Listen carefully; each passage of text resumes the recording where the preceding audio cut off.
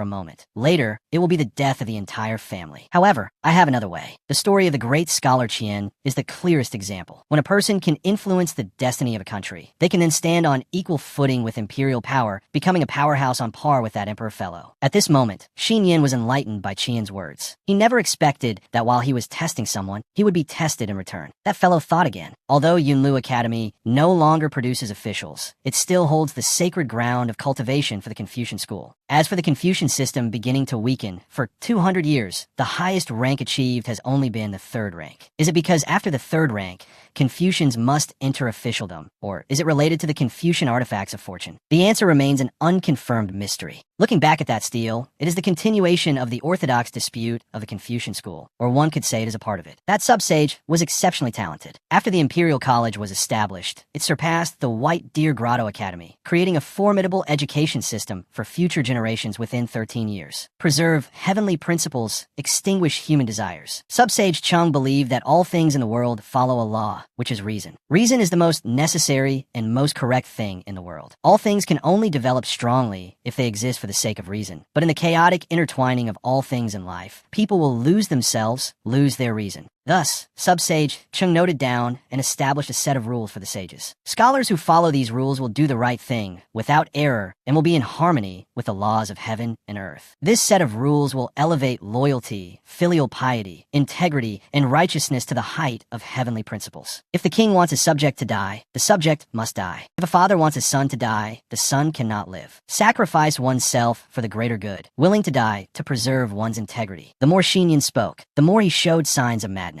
Qian called his younger brother back. So what do you think? Xinyan was startled and asked himself if this was right or wrong. Even he could not give an answer for a long time. Qian watched and understood. It was thought imprisonment. That stele exists because of those matters. The dispute between the White Deer Grotto Academy and the Imperial College is a dispute of academics and ideology. That stele has stood in the Sub-Sage Academy for 200 years and has never fallen. As long as the stele's inscription does not fall, the White Deer Grotto Academy cannot defeat the Imperial College. The headmaster sat in the academy, saddened for more than 10 years, searching and learning despite his graying hair. He wanted to try to refute what was written on the stele, trying to create a more mature and correct concept. But he failed because it represented truth and correctness. Not only the headmaster and the teachers, the great Confucians of every generation have been competing with this stele, but no one could do it. The sub-sage ideology is not something an ordinary person can refute. Qian then pointed to the blank stele up there. It was erected there by the headmaster, but for more than 10 years, he has never put a brush to it to write. Later, some scholars and great Confucians left their words on the stele to compete with the sub-sage inscription. But by the second day, they were all erased, but the brush and inkstone were left behind, showing that the headmaster still held a glimmer of hope. It's a pity that the person the headmaster waited for ultimately never appeared. Xinyan also once deluded himself into thinking he could do it, but still ended up facing the river of his homeland in shame. Suddenly, Qian seriously asked his younger brother, who is more important, the king or the common people of the world? Without thinking, Xinyan was certain it was the common people of the world. Then Qian asked again why he had to go. To school? Of course. It is for loyalty to the king and to serve the country. Suddenly, Xinyan felt a contradiction. Qian sighed, showing his helplessness in it. He asked again, to have one's name recorded in the annals of history, is this really the goal that scholars pursue all their lives? Qian was very repulsed by those principles.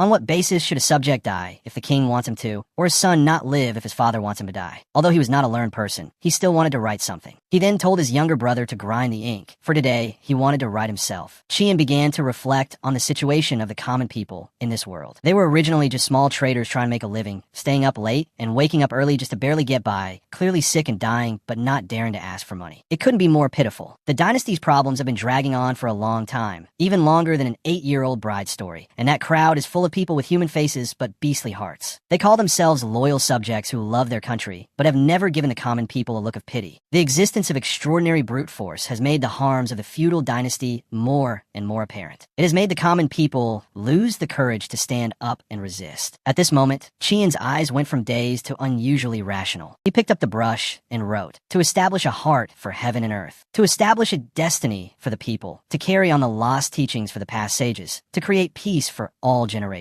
After finishing writing, Qian showed his younger brother that this is what a learned person should do. Looking at the lines of words on it, Xinyan was deeply shaken. Suddenly, he vaguely saw purple smoke lingering around his brother. Then it quickly dissipated, making him think. It was an illusion. At the same time that Qian's words were written on the steel, the subsage stone steel also cracked. A strange phenomenon appeared on the subsage statue. A symbolic stream of power shot straight into the sky. The two brothers were now scared out of their wits, not knowing what trouble they had just caused. Qian immediately held his head and fled, with Qian frantically running after him. "Learn, man, wait for me." After that, the two brothers ran until they were out of breath before escaping. Qian was still very pleased, seeming to have helped the academy solve an age-old problem. Qian was still arrogant, thinking it was no big deal. Now the plan had changed. If it were when he first entered the academy, Qian would have suggested his big brother stay there, to take advantage of the gratitude and kneeling, and bowing from the teachers and students at the academy. But now he just wanted to get his big brother out of here quickly. Leaving without saying goodbye was the best choice right now, because the White Deer Grotto Academy and the Imperial College were in a dispute over orthodoxy. When Qian accepted the gratitude of the White Deer Grotto Academy, he would also be hated by the scholars from the Imperial College. It must be said that the nobles of the dynasty all came from the Imperial College. A single tax case had already led to many disasters, and this was 100 times more troublesome and dangerous than such a tax case. So Qian was worried. For that reason. And this way of thinking happened to be the same as Qian's. He also had to secretly praise his younger brother for not being a conservative scholar. This was also probably the reason why he was well-versed in military strategy, but a dog's mouth can't grow ivory. He still had to tease his younger brother for being so cunning. At the same time, the clear chi coming from the Subsades Academy was also seen by several people. Huaiqing also noticed it, and the headmaster and the 3 teachers also left quickly. The headmaster appeared first at the Subsades Academy. He was surprised. Why did the inscription stele of Subsage Chun break for no reason? The 3 old men also arrived in time, with similar questions for Zhao Shou. They all felt it was a good thing. This meant that the thing suppressing the luck of the White Deer Grotto Academy had begun to waver. They found it hard to believe that in an age without a Subsage, someone could shake the inscription stele of Chang. Li Mubai then saw the headmaster standing stunned by the other. Stone steel. He read out the lines of words on it that Qian had written. To establish a heart for heaven and earth. To establish a destiny for the people.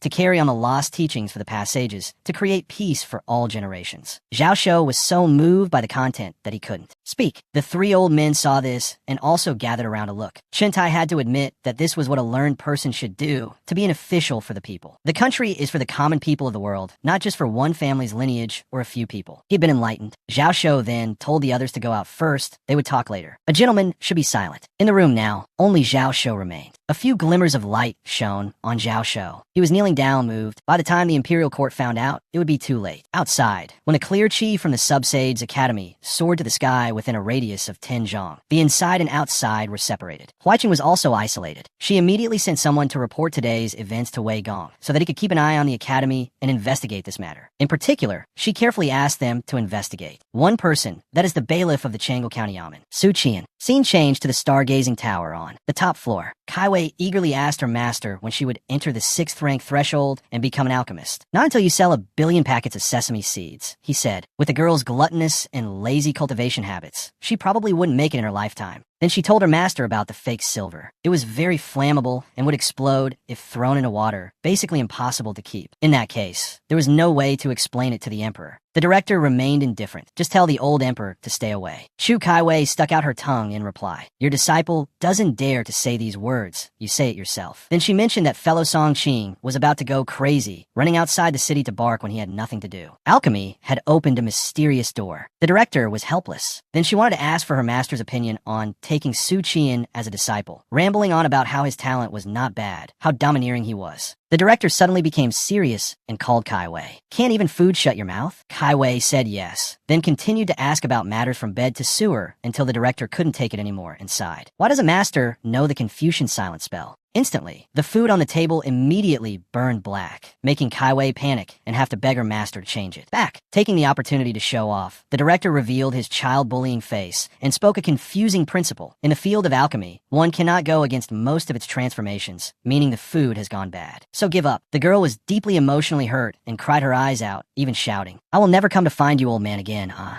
Boo-hoo. Back at the White Deer Grotto Academy, the 4 core old men were discussing who wrote on the stone stele. They could tell from the handwriting on the stele that it was not a student from the academy. The main evidence was that the handwriting was so transcendently ugly that the academy could not possibly have produced it. Zhang Shun tapped the table, jolting his brains. Nerves. If it wasn't a student of the academy, but was in the academy today, then it could only be the two brothers Su Qian and Su Xinyan who were visiting. The answer gradually appeared in their minds. It was that Su Qian. Just thinking about that steal made Li Mubai feel ashamed again. For many years, he had long given up the idea of becoming an official, single-mindedly wanting to leave a name for posterity and have his name recorded in the annals of history. As Zhang Shun took advantage of old Li's discouragement to try to monopolize that poem of exhortation to study, Li Mubai immediately felt that serving the people and the country was not necessarily in conflict with leaving a name in the history books. Only Zhao Shou could see from old Li's greedy face that he was about to reach the destiny-establishing realm. The two old men, Zhang Shun and Chun Tai, looked on with nothing but envy. The third-ranked destiny-establishing realm is the realm of finding one's life's purpose. Each person has their own path. The path of Headmaster Zhao Shou is to create a new school of thought for Confucianism, helping tens of thousands of scholars in the world to break free from the prison of thought and find a new way. Therefore, as long as he has not achieved this goal, he cannot break through to the second-rank realm. At this time, Zhao Shou gave an order forbidding students from entering the Subsades Academy. The recent event was also not to be spread outside. He very seriously reminded everyone, a gentleman must know when to keep silent. All three old men respectfully agreed. At this time, on the way back, Su Xinyan wanted his big brother to explain a little about what just happened. He didn't believe that his brother, who had just entered the path, could say such earth-shattering words. Those were words that only learned people could say, even using himself as an example. Qian's face darkened because of this arrogant fellow. He's bad at everything except reading books. What the hell, I, your old man, at least have 9 years of compulsory education, graduated from the police academy, and am also a keyboard warrior master. If we're really counting knowledge, scholars like you are just juniors in front of me. Those were the words in Qian's heart at that moment. On the outside, he still acted all cool and composed. Scholars like you are molded by a certain ideology. Even if you gradually realize it's not right, it's very difficult to escape. This is called thought imprisonment.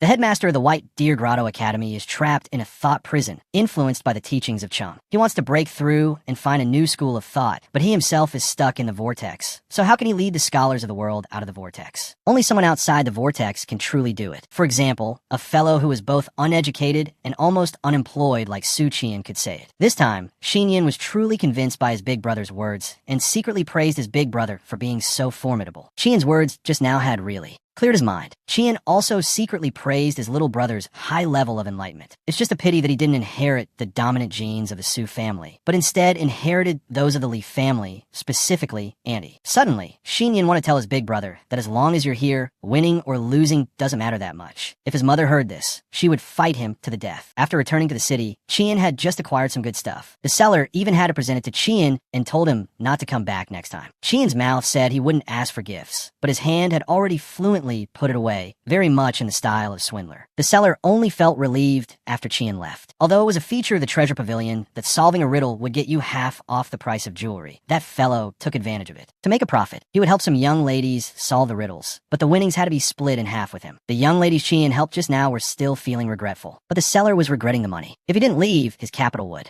be completely wiped out. On the street at this time, Qian was extremely vigilant. He felt that someone was following him. To conceal such hatred, this must be an expert. At this time, the only person who hated him and was secretly following him could only be that Zhou fellow. His plan to visit the White Deer Grotto Academy was absolutely correct. Although he and Uncle Su were skilled, having female relatives in the house was still a burden. He could no longer delay his plan to deal with the Zhou family. At this time, little Lingyin was playing cat and mouse with her food, because in her eyes, anything edible was food. While she was engrossed, she saw that Qian had arrived. At some point, the little girl even growled, asking if her big brother was cool. Qian wondered where the geese came from. Little Lingyin honestly replied that her mother bought them, saying they were raised at home. It must be because home-raised ones don't stink and are cheap. Qian didn't see any big geese. Little Lingyin immediately volunteered to lead the way. But a few seconds later, she had to shout for her big brother to save her. Qian immediately disowned her and ran to Uncle Su and his younger brother. By this time, they had finished their discussion. Tomorrow, they could bring the female relatives in the house to the academy. It was also a good opportunity to ask the teachers at the academy to teach Lingyin. Qian secretly smiled. If Lingyin heard this good news, she would surely cry with joy. That's right, he remembered something important to tell the two of them, which was that he was being followed on his way back. The father and son realized the situation had become tense. Xinyan was dejected, saying that even if he were being followed, he was only in 9th rank Enlightenment realm and wouldn't know. Uncle Sue was worried about Qian and told him to stay at home. The two of them, uncle and nephew, with their combined swordsmanship, could protect each other. They would go out again at night and also told the guards to increase their patrols. At the dinner table that evening, Qian suddenly took out a brocade box, making his aunt wonder what this nephew was up to. Qian quickly opened the gift set. It was a gold filigree hairpin set from the treasure pavilion, and he thought her good nephew was giving it to her, but no such luck. Qian very naturally gave the gift to Lingue, conveniently brushing against the young lady's hand. Lingue was happy, but Annie was not happy anymore. Seeing the shrewish lioness getting angry, Uncle Sue had to quickly advise her to calm down. Calm down. Don't bicker with a young punk. He sided with his wife, blaming his nephew for not helping the family if he had money. Why buy these impractical things? Lingue immediately retorted to her old father. Their family was not lacking in food or clothing and was almost on the list of wealthy households. Besides, father's food also had Big Brother's salary in it. Slapped in the face by his daughter, Uncle Sue's face turned sour, and he asked where Qian got the money. Qian bragged that he saw the jewelry his sister wore was too cheap, so he kept it in mind and saved up by skipping meals. Plus, there was a game at the treasure pavilion where solving a riddle gets you half price. Actually, it was free, but Qian didn't dare to say so, otherwise he would lose face. Lingue was not moved by the item, but was moved because her big brother kept her in mind. Her heart was filled with spring, thinking that in this house, only her big brother kept her in his heart. Auntie suddenly wanted to worry about her nephew's marriage. Lingue jumped up as if she didn't want to. Auntie even intended to matchmake her nephew with Louis, making the girl shy. Lingue strongly opposed her mother. Big brother's marriage should be discussed by him and father. Auntie still manipulated the matter. Louis and Qian are a good match and understand each other well. Is it your turn, a younger sister, to object? Qian was secretly pleased on the side. They understood each other, but not to that extent. Qian had long seen through his mother's intentions and said it bluntly. If Louis marries Big Brother, they would save on the betrothal gift and also have a reason for Big Brother to move out and live alone. Annie was now flustered and looked at Louis. This son who always says the wrong thing is truly the little brother of Su Qian. It was still Uncle Sue who decided that this matter would end here. Until he reaches the essence refining realm, Qian will not get close to women and must keep himself purer than a eunuch. On one side, Louis cried tragically, as if to say, am I just a tool from Adam? After the meal, Annie was still not appeased. Uncle Sue had to coax his wife. Then he surprisingly gave his wife a similar gift box. This was a gift Qian had asked Uncle Sue to give her. He was someone who wouldn't bow his head and admit defeat, so he was too embarrassed to give it directly to his aunt, which was why he didn't take it out at the dinner table just now. Auntie's anger finally subsided, considering that her nephew still had some conscience. Suddenly, Uncle Sue became serious and picked up his sword, ready to draw it at any moment. The next morning, as soon as Lingue woke up, she quickly ran to the window. She even deliberately stood there as if waiting for something. The maid asked what she was looking at, and she stiffly replied perfunctorily that she wasn't looking at anything. She was probably waiting to give her big brother some benefits. A moment later, the entire Sue family had arrived at the foot of Qinyan Mountain. Uncle Sue looked uneasy because it had been unusually calm and quiet since last night. If the person who followed Qian yesterday was from the Zhou family, then they had missed the two best opportunities to make a move. Qinyan thought it was also possible that in Minister Zhou's eyes, he could deal with their family at any time. Or perhaps he was entangled in another, bigger trouble. But one thing was certain, the Sue family was facing a situation. If they didn't eliminate Minister Zhou, they would surely take a trip together to reunite with their ancestors. On the way,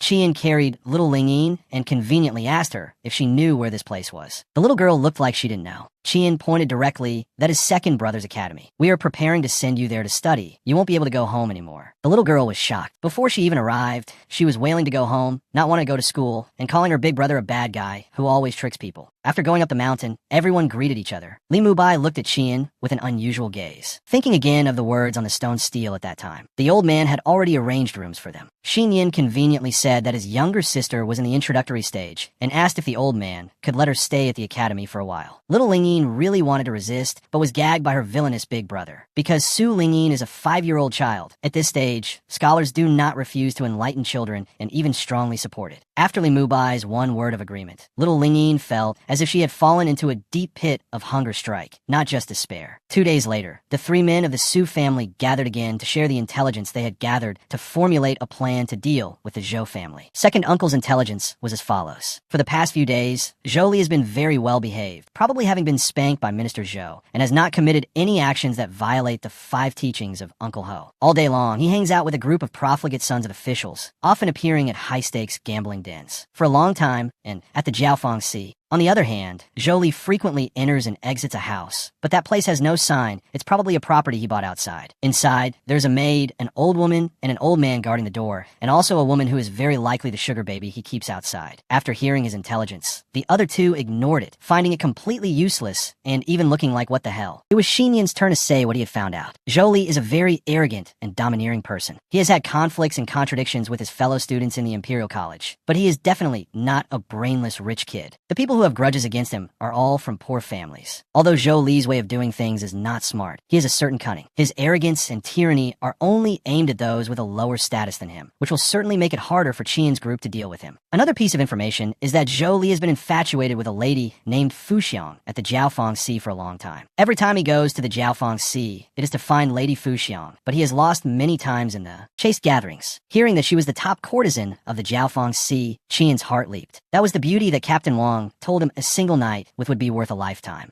According to Xinyan, they could use the provocation trick again, taking advantage of the conflict between Zhou Li and his fellow students to make a plan, but those fellow students are not on the same level as him. And with Zhou Li's caution, making him cause trouble with a more powerful official's son is too difficult and seems impossible. If they want more intelligence about him, Lady Fuxiang is a good breakthrough point. Xinyan seemed to be mistaken, so Qian cleared his younger brother's mind. They couldn't make a plan that was too complex and sophisticated to deal with Zhou Li, because there was too great a gap between them and him. Scholars are often prone to being too clever for their own good. When plotting against others, they will make things difficult for themselves, always thinking of creating a sophisticated plan and high-level tricks. Especially someone with high self-esteem and well-versed in military strategy like Su Xinyan. Xinyan showed his dissatisfaction and retorted to his big brother, so what? Qian, on the contrary, wanted it to be as simple as possible. The way to commit a crime without leaving a trace is a crime of passion, which is a type of passionate crime in legal and criminal theory. It is the opposite of premeditated murder, which is killing without intentional motive, but losing one's reason under the stimulation and provocation of the victim, unable to control oneself and lashing out to kill another person. He pointed out that step 1 is not to involve too many people. 2 is that the incident should not be too complicated. Qian asked his younger brother, if Zhou Li got into a conflict with some official's son, and that official's son's father happened to be able to punish Minister Zhou, what would you do? Now Tanyan's brain went into overdrive, his dangerous expression revealing how sinister the plan was. Qian stopped him. All right, stop scheming. We can easily disguise ourselves, seize the opportunity to give that official's son a good beating, and then swagger away. This plan was so simple it surprised Tanyan, but for Uncle Su, it was within the limits of his IQ, so he understood and slammed the table, praising it endlessly. But simple doesn't mean ineffective. Sometimes leaving a blank space can be more advantageous. The beaten official's son will immediately think about who he has offended recently. A moment's thought, and he'll point to that prick, Zhou Li. Of course, Zhou Li would never admit to these things, but that doesn't matter. Everyone can bear witness freely. After all, the conflict has already intensified. If you hit me, I'll punch you back. Qian, with a sly face, asked his brother if he thought it was despicable. Tanyan praised, not bad. He then asked what intelligence his big brother had gathered. Surprisingly, Qian had actually found out who Zhou Li's political enemy was. It was the Minister of Revenue, who was ranked above Minister Zhou. Tanyan also understood a bit about why Minister Zhou had plotted the tax scheme. Because he knew his superior was about to make things difficult for him, he needed a large sum of money to cover the deficit. Because they were both in the Ministry of Revenue, the Minister of Revenue could catch Minister Zhou's foxy tail. Uncle Su was quite surprised how his nephew knew such things. Of course, it was Kai Wei who told him. The price he had to pay, unfortunately, was not selling his body, but selling food. This little beauty is very easy to bribe, which is an advantage. The disadvantage is that she is not interested in court affairs. The Imperial Astronomy Bureau also does not meddle in court affairs, so the information is limited. Summing up the intelligence, they still didn't have enough to create a more detailed plan. Tanyan suggested going to the Jiao Fuangti to get news from Lady Fuxiang, but when it came to this, Tanyan showed he was powerless, because he had never been to such a romantic place. And as for Qian, even less so, because he hadn't reached the Lianjing realm and couldn't lose his virginity. So, both of them turned their eyes to the most ideal candidate. Uncle Su immediately refused. Why are you looking at me? Am I the kind of person who would go to the Jiao Fuangti? I can't even read. Am I going there to make a fool of myself? Then Tanyan recommended his big brother, because his poems were very popular at the Jiao Fuangti. Uncle Su immediately disagreed, because in his eyes, his nephew was an honest person who had never even been to a regular brothel. Telling him to go to the Jiao Fuangti T, he might get stuck. Not only would he fail the task, but he would also be captivated by a woman's body. He was an honest, decent, and upright person. To sum up the words of these sly dogs, Uncle Su refused to go to the Jiao Fuang Ti, and besides it being a place for learned men to practice their letters, and him not liking to be rough, there was another reason. Su Tanyin refused to go to the Jiao Fuang Ti, and besides a scholar needing to pay attention to his fame and reputation, there was still another reason. And Su Qian refused to go to the Jiao Fuang Ti, and besides never having been to a romantic place, there was still another reason. That is, they all felt extremely ashamed. The inner city and the outer city were not the same. The outer city did not have a curfew at night. The inner city was full of prestigious people, and to ensure their safety, no one was allowed on the streets after the evening drum. And everyone knew that the Jiao Fuang Ti was a place that operated at night. This meant that anyone who went to the Jiao Fuang Ti was not just there to gather information, but also to spend the night. They were already young men, full of vigor. If they stayed at the Jiao Fuang Ti and were teased by the ladies, who could resist? Therefore, it was an unwritten rule that anyone who went to the Jiao Fuang Ti was there to sleep with someone. And the three men sitting here all had status. One was a righteous gentleman, one did not frequent romantic places, and one loved his wife and children. Even if there was a private reason, whoring is still whoring, it cannot be denied. For example, if the son was having fun and the old father also showed up, it would be extremely awkward, not to mention the nephew. After all, one person plays but three people pay. It's still hard-earned money. Qian quickly dismissed this improper thought. He finally managed to speak like a human. Let's put the matter of the Jiao Fuang Ti aside for now. Let's continue to gather information. After all, it's not certain that the information from Lady Fuxian will be useful. They plan to gather more information the day after tomorrow. If they still came up with nothing, only then would they consider going to the Jiao Fuang Ti. This was agreed upon by everyone. In his heart, Qian silently added, or maybe I'll make a little sacrifice and take a trip to the Jiao Fuang Ti tomorrow night. Later, Qian changed into his younger brother's style, because to go to a place like the Jiao Fuang Ti, one naturally had to dress scholarly, even if one acted like a rogue later. He was now wandering in the inner city. In this era, those who could live in the inner city all had status and position. His aunt had always wanted to sell their property in the outer city to move into the inner city. It was just a pity that the house had a nephew who swallowed money and gold, so they had to stay in the outer city forever. At this moment,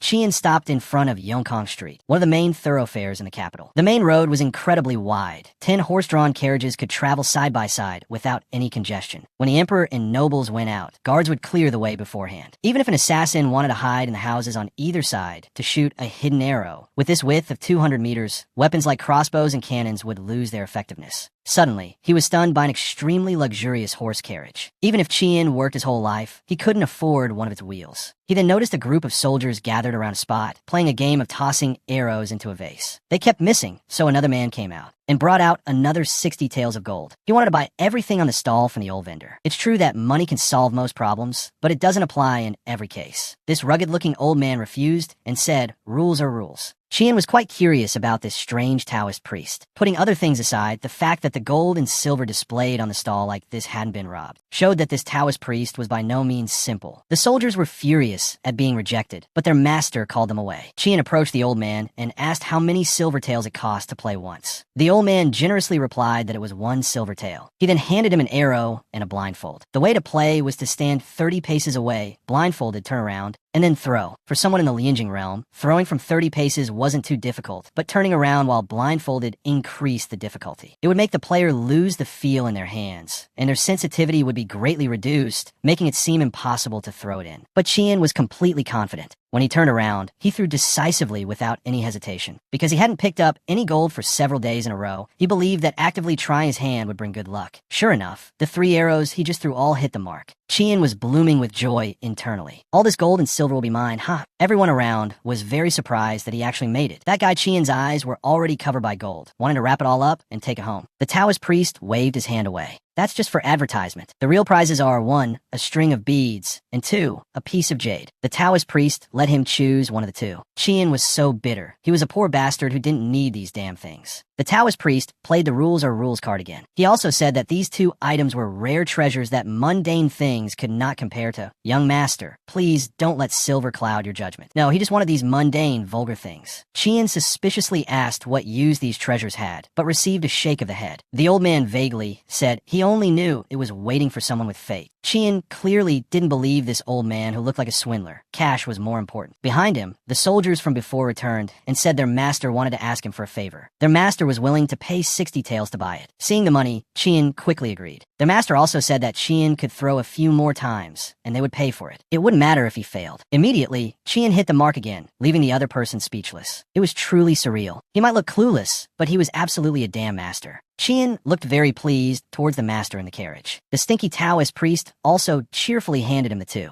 items. Qian immediately handed the string of beads to the soldier, and his account was credited with 60 taels. He looked again toward the person in the carriage, wondering what big shot it was. By the time he turned back, the stinky Taoist priest had already disappeared, acting all mysterious. Never mind, he should first exchange the silver for banknotes. The exchange rate between gold and silver was 1:8. 60 taels of gold is 480 taels of silver. This amount of silver was barely enough for Qian to buy a small house in the inner city. To buy a large house, you wouldn't even be able to talk without 20,000 taels of silver. But even this amount was enough to slap his aunt's face with a crisp sound. Qian now realized that every time he earned money, he wanted to slap his aunt in the face. So the young man blamed it all on the original owner's great obsession with his aunt. Besides that, Su Qian's obsession was apart from slapping faces, whoring. With this money, he could redeem a low-tier courtesan from a brothel. But that wouldn't be worth it. 480 taels of silver was enough for Qian to take turns enjoying a night with a top courtesan, or he could have intimate conversations for several months. But redeeming a top courtesan would cost all his savings, and he would still have to worry about her food and clothing. With Qian's current salary, supporting himself was already a national-level problem. Moreover, he had no desire to redeem a brothel girl, because using public funds for private matters would be punished by the heavens. Unconsciously, he had arrived at the famous Bao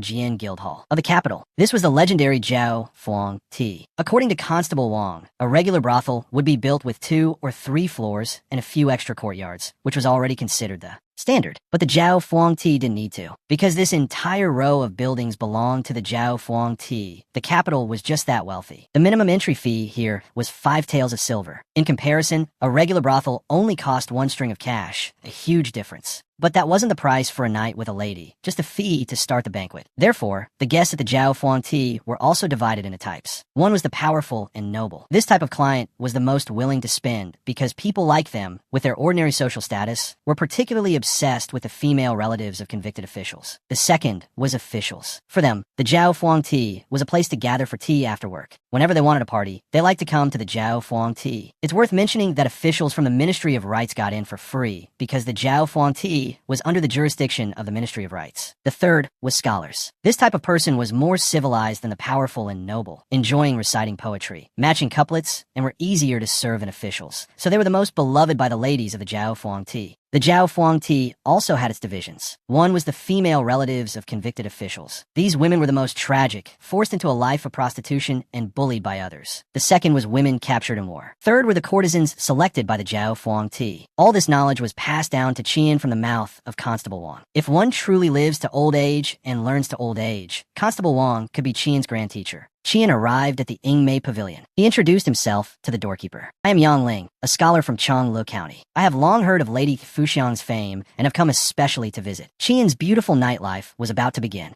It must be said that the Jiao Fuang Ti had a total of 12 top courtesans. They were divided into 4 ranks based on their character, charm, talent, and beauty. Lady Fuxiang was in the first rank, with the title peerless in poetry and zither. Because of this, the banquet fee here was double that of ordinary rooms. The doorkeeper immediately demanded 10 taels, or he wouldn't be let in, after shedding tears over the expense. Qian was led into the vegetarian banquet. This place gathered talented individuals who were reciting poetry and matching couplets. Just then, Qian entered and introduced himself to the crowd with the title of scholar. Everyone found him strange, seeing him for the first time. The young man used the excuse that he had come after hearing of Lady Fuxiang's fame. He finally saw the woman of his nightly dreams that tired out his hands. That lady was the Jiao Fuang Ti's top courtesan, Fuxiang, both charming and seductive, with a great allure for men. Just look at the young man Qian, whose heart was jumping like a hooked fish, and you'd know. While the young man was lost in a daze, it was the turn of the person next to him to compose a poem. A duck spreads its 2 wings. Fuxiang clapped to encourage him. Next was Qian's turn, but he wasn't very good at couplets and just spouted nonsense. The whole group had to give a thumbs up in praise. He looked towards Fuxiang and saw she was still clapping.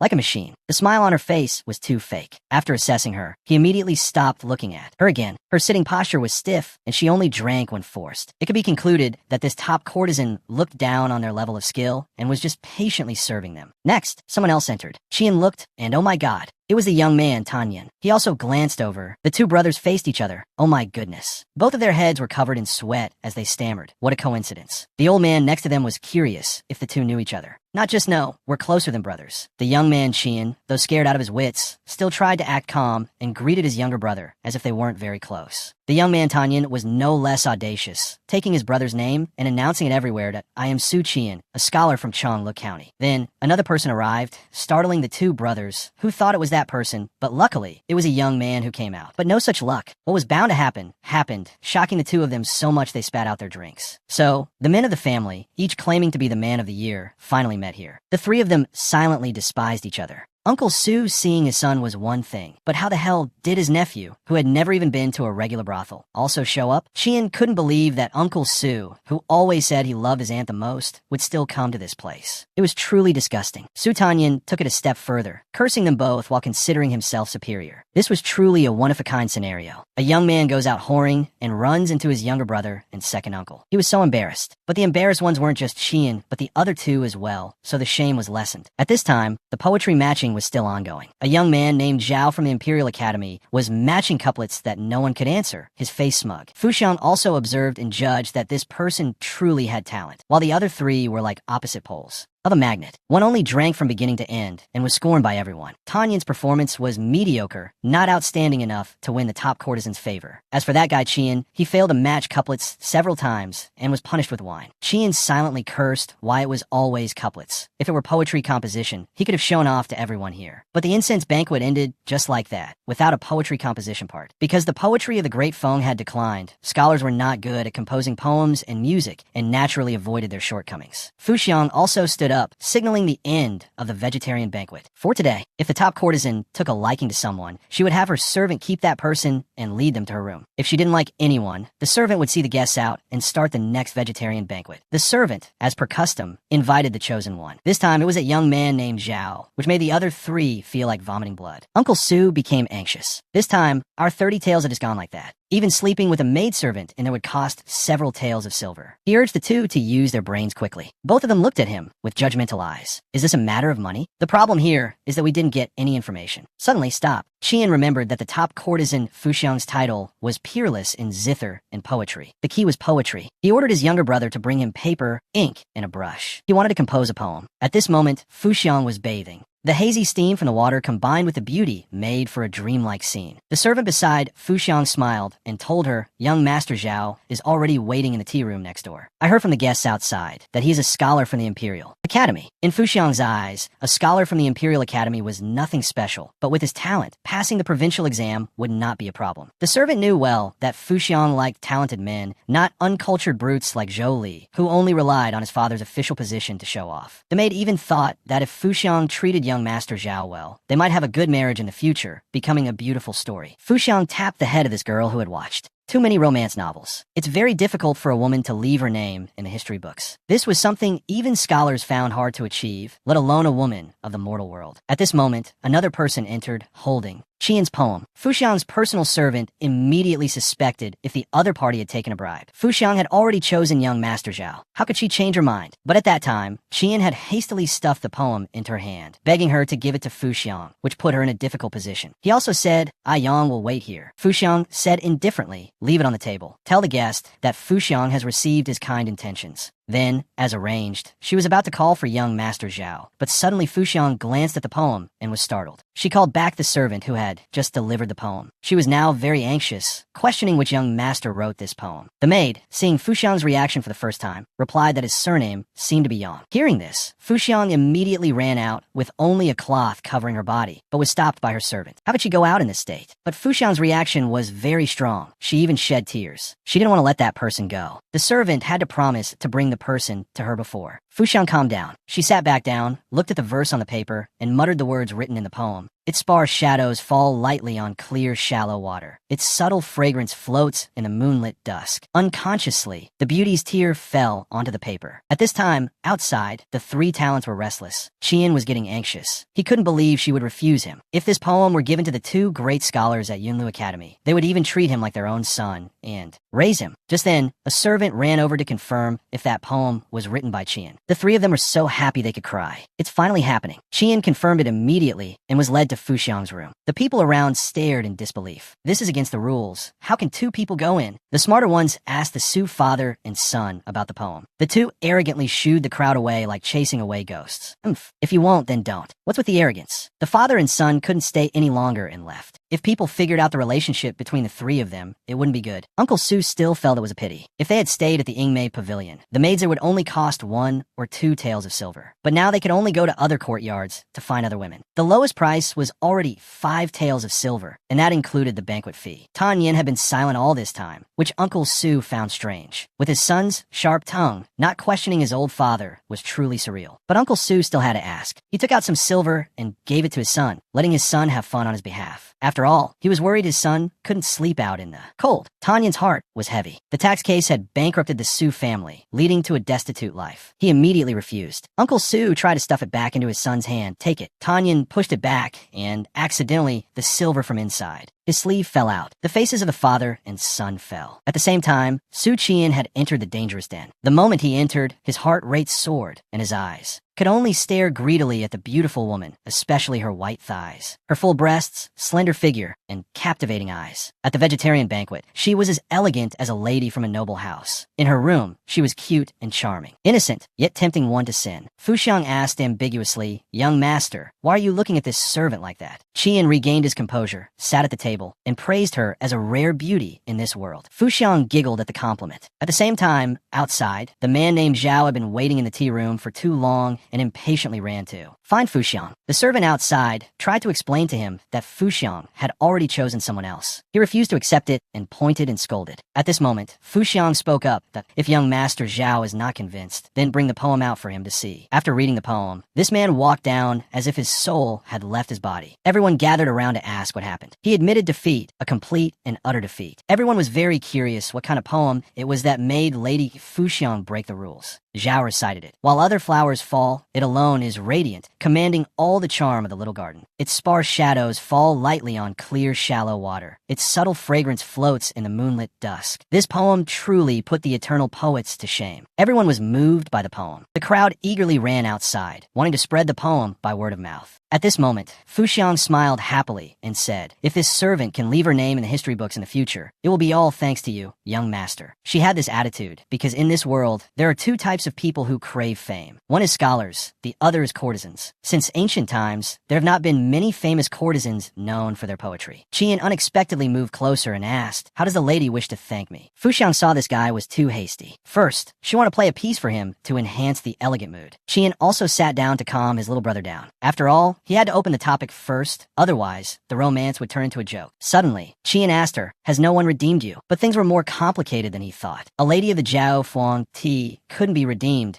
just because one wanted to. Even if she met her true love, the Ministry of Rights would not agree. To be a famous top courtesan at the Jiao Fuang Ti admit it was very difficult to be redeemed. Because they were official courtesans, it required many procedures, bribing many people, and spending a lot of money to win against top courtesans from other brothels. A top courtesan in a normal brothel would cost about 500 to 1,000 taels. A top courtesan at the Jiao Fuang Ti would probably cost double or even more. With Qian's current average income, he would have to starve himself for another 15 years. Qian felt Fu Xiang's words were right. With such beauty, no one in the Great Feng could compare. Fu Xiang just thought Qian was teasing. The number one beauty in the Great Feng is the princess consort of the Northern Protector. That princess consort came from a scholarly lineage in Jiangnan. At the age of 9, she followed her parents to the Jade Buddha temple to offer incense. The abbot gave her a poem. Her appearance startles the world, overshadowing all others, gracefully capturing the gaze of the setting sun. Admired by the masses as a national beauty, her soul submitted to the elegant emperor. From then on, her fame soared. At 13, she was brought into the imperial palace, but the current, His Majesty, was devoted to spiritual cultivation and had long abstained from women. 19 years ago, after the great victory at Shanghai Pass, the current His Majesty's own younger brother, the Prince of Jinbei, became the second greatest meritorious official. So His Majesty bestowed the #1 beauty upon him. Then it was just curious. Who was the #1 meritorious official? That would be Duke Wei. He was originally the commander of the 3 armies. If he weren't a eunuch, the princess wouldn't have gone to the Prince of Jinbei. Then I was truly surprised by Duke Wei's fame, damn. Although he is a eunuch, he is exceptionally brilliant, skilled in both governing the country and quelling chaos. If he weren't a eunuch, passing the top imperial exam would be as easy as flipping his hand. Huadan then changed the subject to Chao Lap, intending to pry useful information from Fu Hong. Towards that Chao Bui, Fu Hong showed disgust. The man is lecherous and dissolute, yet uneducated. Every time he came, Fu Hong treated him like thin air. Since the Jiaofeng Sea is under the management of the Ministry of Rights, even though he is the son of the Vice Minister of Revenue, she had the guts not to be afraid. Then nonchalantly asked further. Fu Hong carefully looked around before cautiously telling him that during the Lantern Festival on last year's New Year's Day, Chao Lap had set his eyes on a young lady and molested her amidst the large crowd. The girl even had her accompanying servant beaten and injured. Who knew that young lady was the daughter of the Marquis of Weiwu? Her mother is the biological sister of the main wife, and because she is also loved by the main wife, she is treated no differently than a biological daughter. The Marquis of Weiwu immediately filed a complaint, and the Vice Minister of Revenue submitted a letter of explanation. The two sides fought tooth and nail until finally His Majesty made a decision. Minister Zhou was fined 1 year's salary for not disciplining his son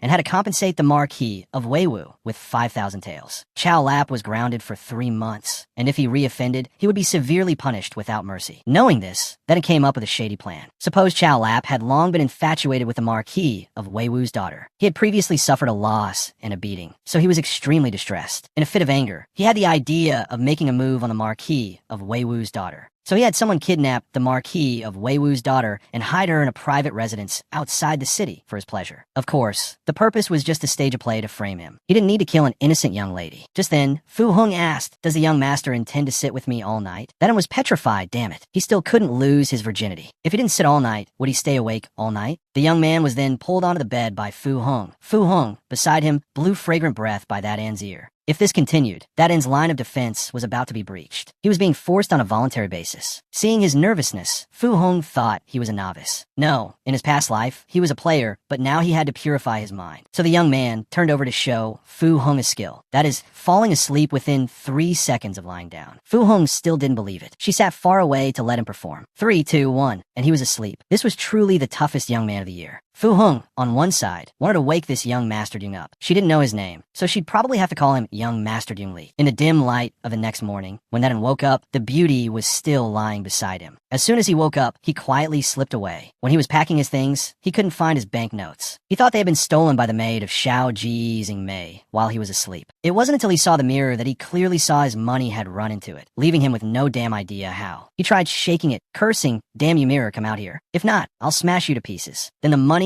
magically fell out of the mirror. He now realized this mirror was truly a treasure. He wasn't sure if this was due to a stroke of luck or if the old man had set him up. Or perhaps he knew he had a strange kind of luck. He immediately dismissed the idea because even Kai Wei, who was proficient in the art of qi observation, couldn't detect anything special about him. Well, if it's too difficult, just let it go. After all, he didn't understand anything about the Taoist system. But being given this unique item made him feel uneasy. Just as he closed the door, a maid from behind surprisingly asked, "Aren't you waiting for the lady to wake up?" The young man felt as if struck by lightning and bolted on all fours. In his heart, he was afraid Fu Hong would think he was worse than a beast. After returning, then was interrogated by his father and uncle. His father asked why he was gone for so long, and why'd he take a bath as soon as he got back? What the hell? Can't you bathe at the Jiaofeng Sea? Uncle Su questioned him like a seasoned old man. Tan Nian had to feel embarrassed for his old father. He got back to the main point. What did he gain? After that, then recounted the general information he had heard from Miss Fu Hong last night. They could then come up with a plan. The key to this plan was how to kidnap that daughter of the Marquis of Weiwu. Uncle Su gave his opinion to send someone to follow her first and find an opportunity to act, as the Marquis of Weiwu's daughter wouldn't have too many attendants when she went out. He intended to create a disturbance and then seize the opportunity to grab her. But the problem was that if they acted during the day, it would be very difficult to kidnap someone in such a crowded place. Once it reached the ears of the city patrol guards, they would have to bear the consequences themselves. In such unfavorable times, the young man then confidently said he had a way to solve this problem. After that, outside, a servant who had fainted was discovered by others. When asked what happened, he was dazed and unclear. At that moment, while boiling water for the young master, he was called into the room. After that, he couldn't remember anything, only feeling a slight headache. Luckily, it wasn't his, but that hurt, or his chrysanthemum would have been in full bloom. At this time, at the stargazing tower, the young man Tong Khan was scribbling something like a madman. A disciple rushed in to announce, "The alchemy genius Hua, that it has arrived, and says he wants to see you." Tong Khan's eyes lit up with a brilliant light, as if he had seen a god of wealth. The two then sat down to talk. Tong Khan expressed his suspicion about the dangerous character in that Hua. For the past few days, he had investigated 18 generations of that ant's family. Strangely, it was too clean. Then the young man got to the main point, wanting to show that in his recent research, seeing the young man being so direct, he had to swallow the stories he had made up at home. Holding the paper in his hand, it contained Tong Khan's insights on the grafting theory that had taught him before. It must be admitted that the young man learns one thing and knows 10, but there was another matter. He wanted to ask Tong Khan for a favor. It was a matter related to Minister Zhou. Tong Khan thought the guy wanted him to interfere in this difficult matter and refused flatly. But the favor that asked was much simpler. He recounted something to the young man. Tong Khan's face showed disbelief. The young man claimed to be bright and upright and absolutely could not do such a thing. Seeing that he didn't want to help, then began to entice him. Have you ever heard of the periodic table of elements? Later, at the mansion of the Marquis of Weiwu, Trong Nakon was that Anne's target for today. Her schedule for today was 1. To go to the city god temple to offer incense and eat vegetarian food. 2. To go to the mansion of the literary scholar uncle to gossip with her good sisters. On the way, they were suddenly hit by a horse-drawn carriage. It seemed that a horse from somewhere had lost control and rushed towards Trong Nakon's group. The young lady in the carriage was affected, staggering, and falling. It wasn't until the mad horse had passed through the crowd that they rushed to check on the young miss. Surprisingly, their second young miss had vanished in a thin air. At this time, in a certain courtyard in the city, Trong Nakon was tied up. She was horrified, thinking she'd been damn kidnapped. Just then, two strangers entered and started talking. "Hey, I secretly checked the goods just now. This girl is very beautiful. You're so despicable, not calling me to go with you.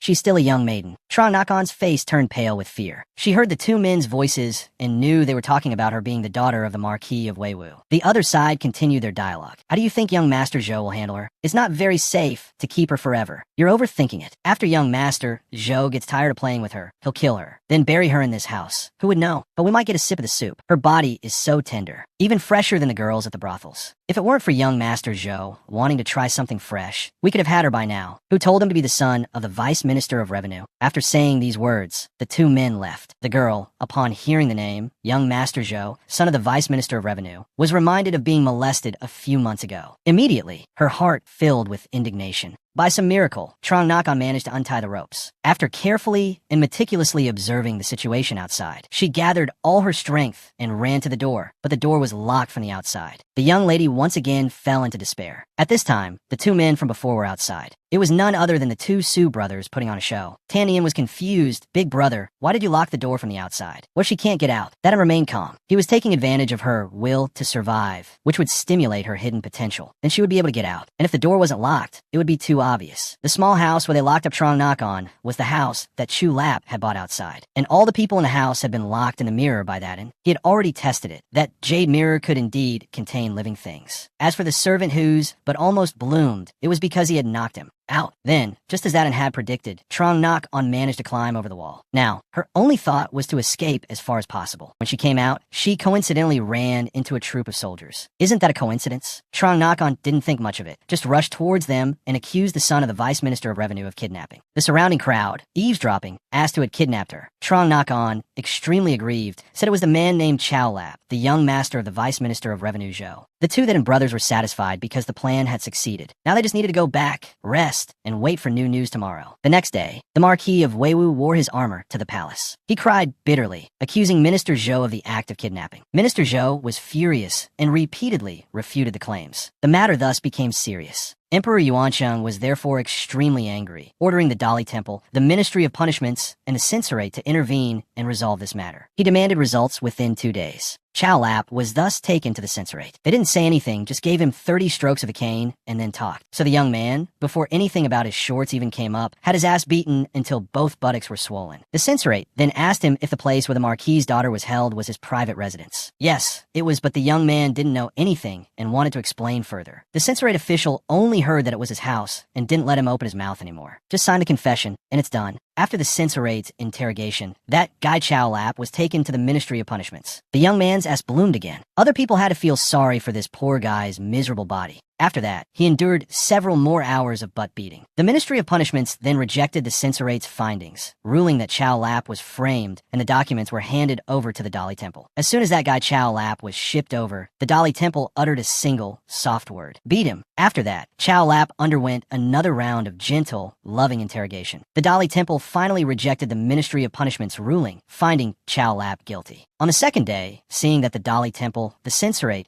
and the Ministry of Punishments each had their own opinion and couldn't come to any conclusion, Emperor Yuanshang ordered all three to hold a joint trial, upgrading the nature of the case. So the two sides, like lawyers and judges, argued back and forth without getting a damn thing done, until a disciple from the Citian Jin arrived and broke the stalemate. The person who came was Tong Khan, and he brought the light of the party to question Chow Lap about whether he had kidnapped the Marquis of Wei Wu's daughter. The young man Chow Bowie, of course, cried out his innocence like hell. Then everyone waited for Tong's answer. Khan, he answered very decisively that he was lying. Chow Lap's face fell. What the fuck? The result was that 3 days later, Minister Zhou, for embezzling food and money from the treasury, and for raising a life-ruining, troublemaking son, was stripped of his official rank and sent to be a soldier. His son, Chow Lap, was exiled to the southern border. At this time, An's group of three was celebrating this matter. Tan Nian wanted to ask his big brother why Chow Lap confessed, or why neither the Marquis of Wei Wu nor the entire court saw through this mediocre frame-up plan. Tan Nian could only figure out a part of it. For Minister Zhou's political enemies, it didn't matter whether Chow Lap was framed or not. They would still seize this weak point to bite him to death. And for the Marquis of Wei Wu, this was the best opportunity for revenge. Previously, he couldn't fight Minister Zhou because he had no help, but now, a heaven-sent opportunity had presented itself.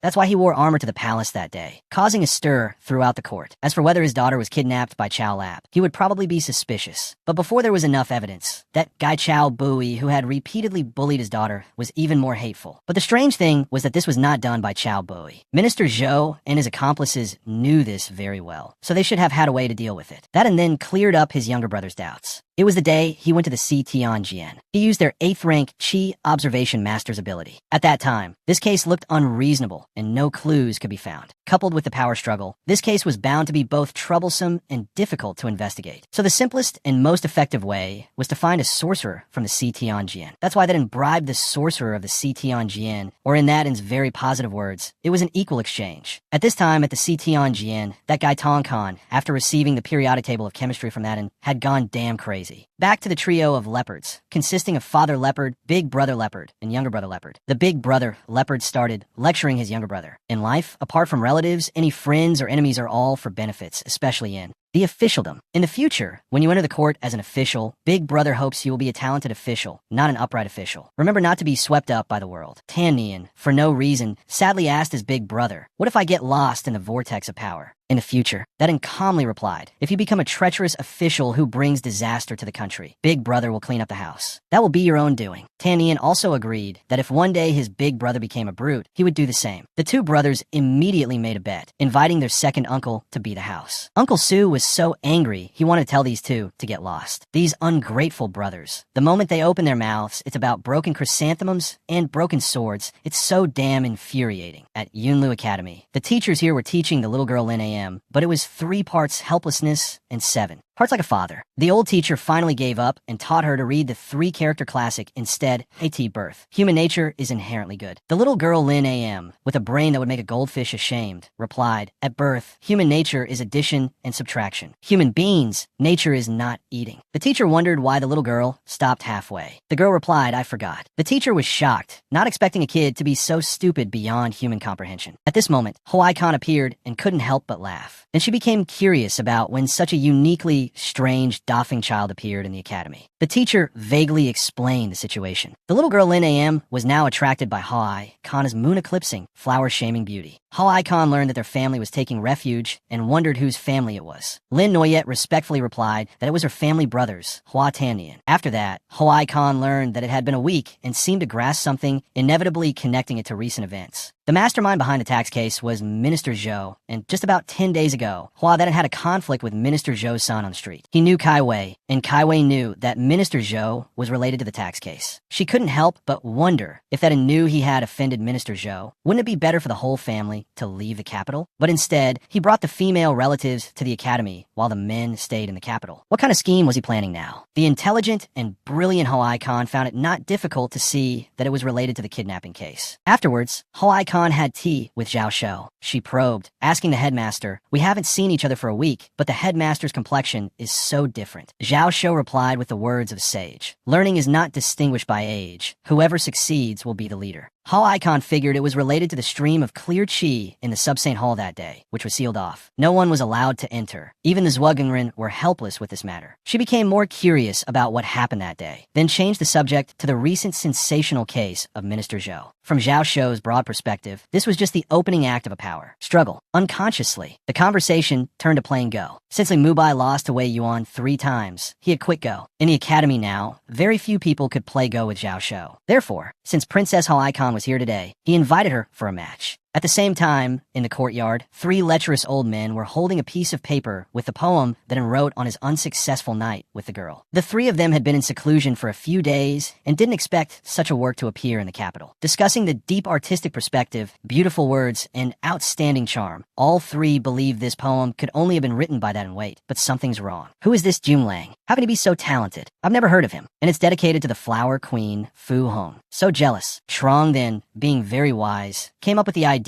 of pulling this talented scholar into their academy. Such a talent could not be missed. The other 2 old men agreed immediately. The 2 that in brothers on the side had to hold back their laughter at this group of clowns all this time. Trong then now also noticed a change in his disciple and was pleased. He thought it was thanks to his efforts in making his disciple copy the sage's Dao Lu. Tan Nian's heart ached as tears streamed down his face. He had indeed touched the threshold of the self-cultivation realm. But that was after he saw the 4 sentences that wrote on the steel. Of course, this could not be said in front of so many people. Even though in everyone's heart, they all understood, only one person didn't. At this time, Trantai mentioned that a very shocking work had recently appeared in the capital. He took it out to show the young man that it'd make him less arrogant. There are always mountains higher than mountains. Scholars all over the world are hidden dragons and crouching tigers. The other 2 old men looked at this old man with contempt. It was clear the old man was jealous that we had such a good disciple. So the 2 quickly shut Trantai's mouth, and they tried their best to coax their beloved disciple. Tan Nian suddenly laughed teasingly at the old men. He then pointed directly at his big brother and said that poem was also written by his big brother. That and didn't expect to be just sitting around enjoying snacks and have his younger brother throw a pile of shit in his face like this. As expected, the 3 old men were stunned, their mouths agape. They immediately questioned that and about what he was doing at the Jiaofeng Sea. Of course, it was for the beautiful young lady. Knowing this, the 2 old men cried out in pain. How could a timeless masterpiece be used on a woman? What the hell? Is she worthy? And what's this about praising plum blossoms and praising spring fists? It's so vulgar. That and scoffed internally. Right? It would be great if it were used on you. If it were changed to Yunlu Academy presents the teacher Mubai, you would have laughed out loud, right? He had to promise that in the future, if he had a good poem, he would present it to his teacher. On the other side, Trantai felt that Thatan already had 2 teachers, so one more probably wouldn't hurt.